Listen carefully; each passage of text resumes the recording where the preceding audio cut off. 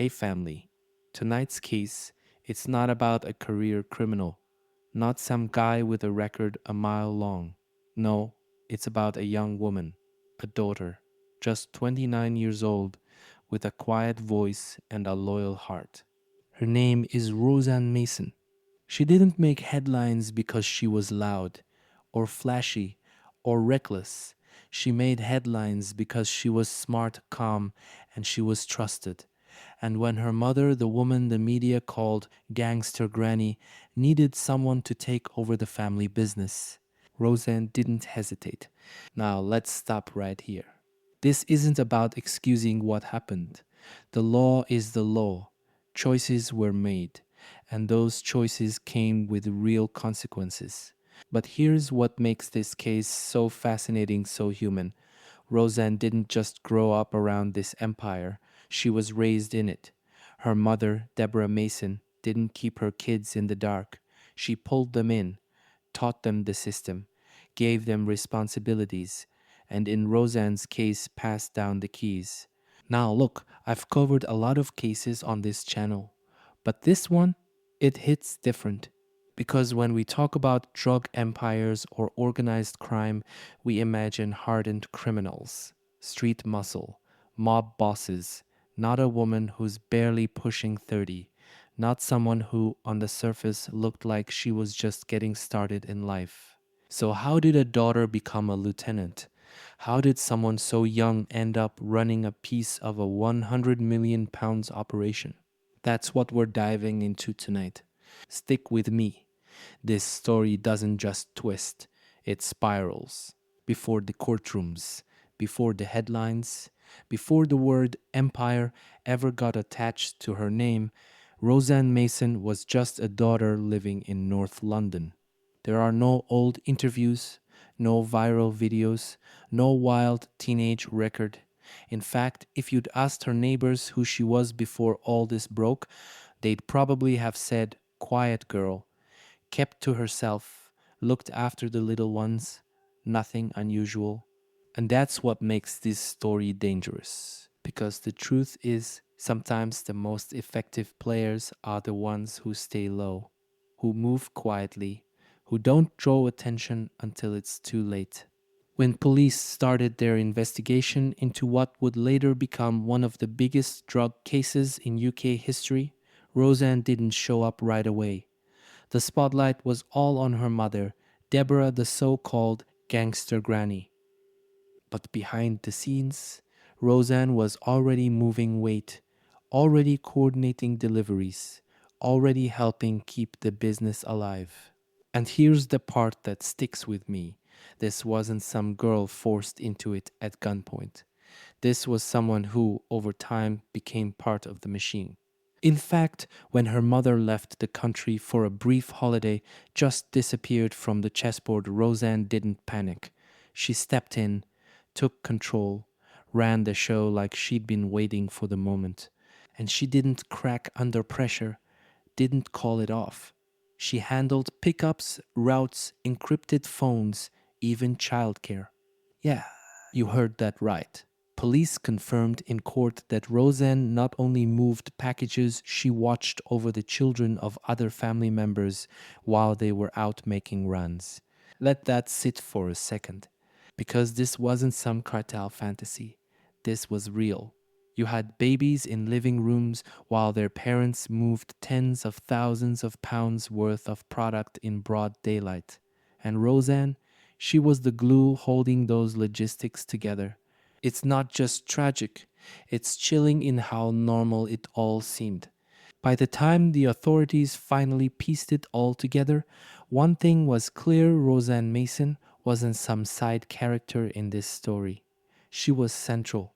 According to court documents and surveillance data, Roseanne was directly involved in at least 7 major drug runs, not local street deals. We're talking serious movement, over 160 kilograms of class and narcotics in just a few months.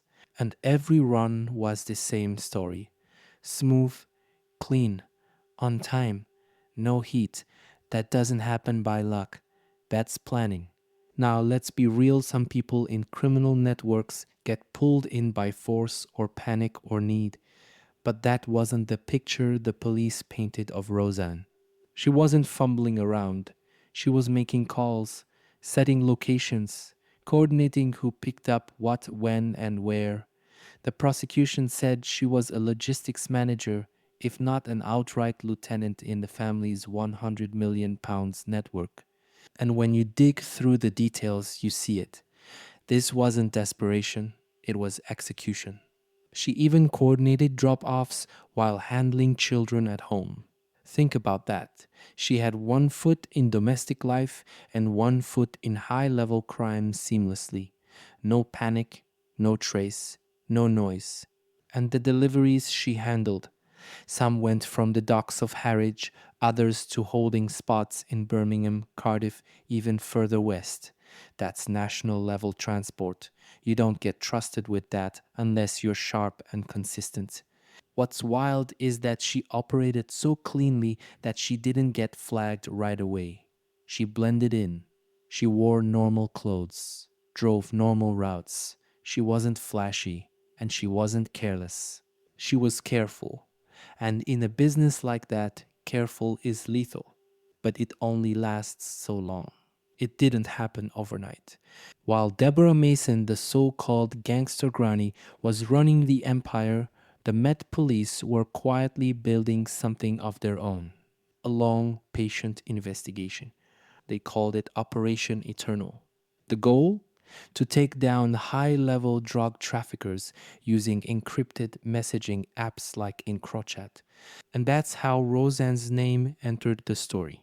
See, those messages, they weren't just random chat logs, they were detailed logistics, timelines, pickup points, drop zones. Some of the most incriminating exchanges came from phones that, once cracked, led straight to Roseanne Mason's hands. And they weren't vague texts either. We're talking photos, real time updates, coded phrases that, once decoded, painted a clear picture of a woman actively organizing multi kilogram shipments. Police surveillance teams followed cars, logged locations, matched device activity to CCTV. Everything started lining up. And while Roseanne was keeping things smooth on the outside, parenting, working behind the scenes, the Met were closing in. They had her under watch, every move tracked, every message saved. And then came the day it all cracked wide open. On a quiet morning, police moved in. Simultaneous raids across London, Cardiff, Birmingham, and other towns. Homes were stormed, devices seized, cars impounded. It was surgical. They didn't just arrest Deborah Mason. They took down her entire network, including Roseanne, her siblings, their partners, even the sister of Deborah herself. Now, here's what stands out. When they arrested Roseanne, she didn't run, she didn't fight. She knew. She knew it was over. In her home, officers recovered encrypted phones and data backups that linked her to at least 7 high volume deliveries worth millions. Even more chilling, evidence suggested that Roseanne had recruited one of the other family members herself. She wasn't just helping, she was expanding. That's why prosecutors didn't treat her like some manipulated kid. They treated her like an operator. Someone who made calculated choices, stayed loyal to the family business even when the walls started to shake. In court, Roseanne Mason sat side by side with her mother, her siblings, her family. It looked like a reunion, but it was a sentencing. The prosecution came in hard. They laid out the full structure of the empire start to finish, from encrypted devices to drop point mapping. Every message Roseanne had sent, every run she made, all catalogued, time stamped, proven. There was no hiding. And here's the part that hit me hard. Roseanne didn't say much. She wasn't dramatic. She didn't break down. She pled guilty, and that was it. No excuses, no story, just a quiet nod and silence. The judge didn't go easy.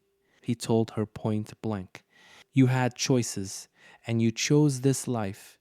You were not coerced, you were trusted, and you used that trust to commit organized crime. And with that, the sentence dropped. 11 years in prison. Not probation, not suspended, real time. And for someone still under 30, that's a massive cut out of her life.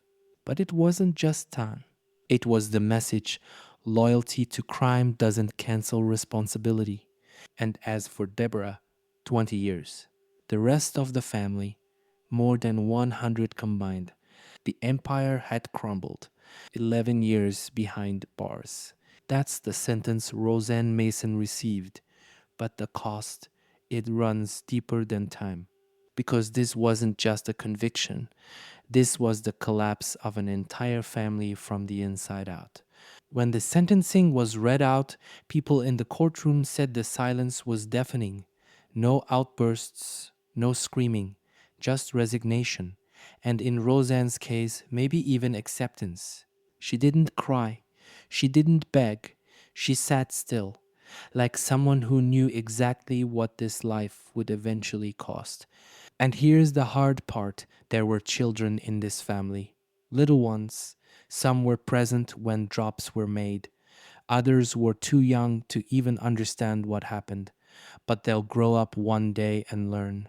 They'll find out what their parents did, and maybe even what role they played in it. That's the real tragedy. Not just the years taken away, but the inheritance of consequences. A cycle that started with one woman and nearly swallowed everyone tied to her. There's a question that keeps coming back when you look at this case. Was Roseanne just a loyal daughter?